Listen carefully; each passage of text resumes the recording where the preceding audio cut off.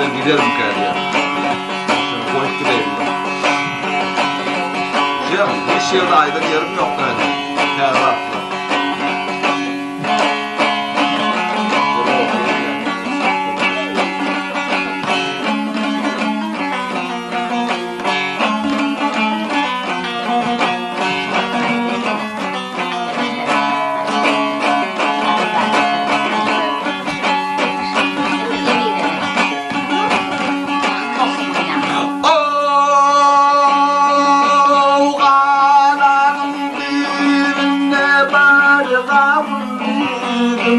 Alanın düğününe bargamın düğün içimdim de başını koydum.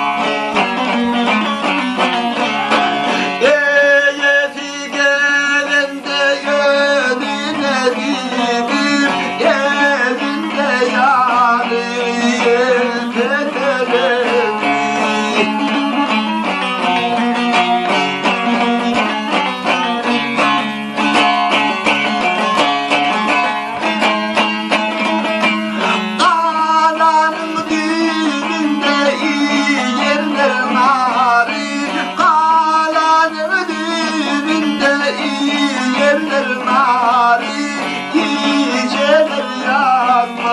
Söylerler yani.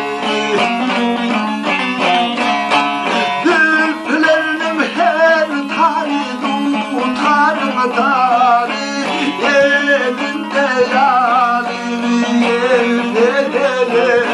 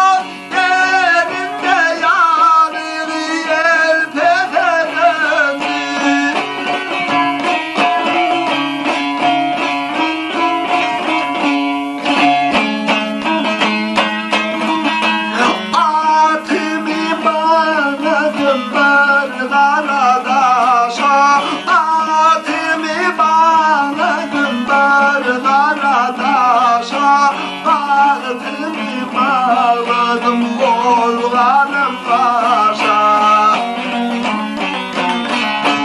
örtemem ayrılmaz yarımdan taşa, yerinde yarını elde edelim.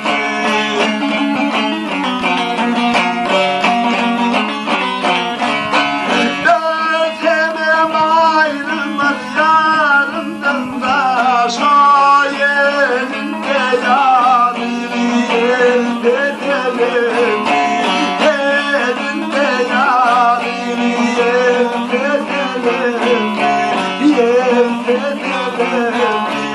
Yel